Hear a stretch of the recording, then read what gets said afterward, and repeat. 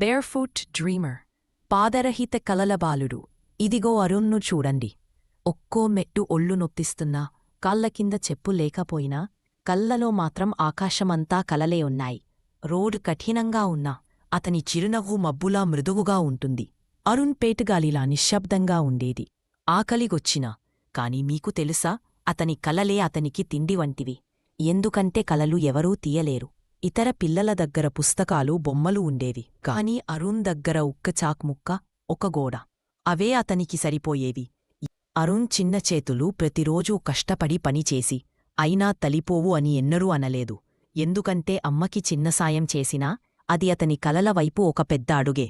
రాత్రి ప్రపంచం నిద్రపోతున్నప్పుడు అరుణ్ నక్షత్రాలతో మాట్లాడేవాడు. ఒకరోజు మిమ్మల్ని తాకుతాను అని మెల్లగా చెబుతాడు. అప్పుడు నక్షత్రాలు మెరుస్తూ సమాధానం చెబుతాయి. ఎందుకంటే అవి అతనిని నమ్ముతున్నాయి. ప్రతిరోజూ అరుణ్ తన కలల ప్రపంచాన్ని చూస్తూ ఉండేవాడు. ఒకరోజు అరుణ్లో ఉన్న కలల వాణిని చూశారు. ఒక పెన్సిల్, ఒక నోట్బుక్, చిన్న బహుమతులు. కాని అతని గుండెల్లో పెద్ద అగ్ని వెలిగించాయి. ఆ పాద్రిత బాలుడు టైలెట్ అయ్యాడు. అతని ఆకాశంలో ఎగిరిపోతున్నప్పుడు మేఘాలు నవ్వుకున్నాయి. ఎందుకంటే వాళ్లకు అతనొచ్చినప్పటినుంచి గుర్తుంది. అందుకే పిల్లలు, కలలు వదలవద్దు. చెప్పుల్లేకపోయినా నన్ను వదలకండి.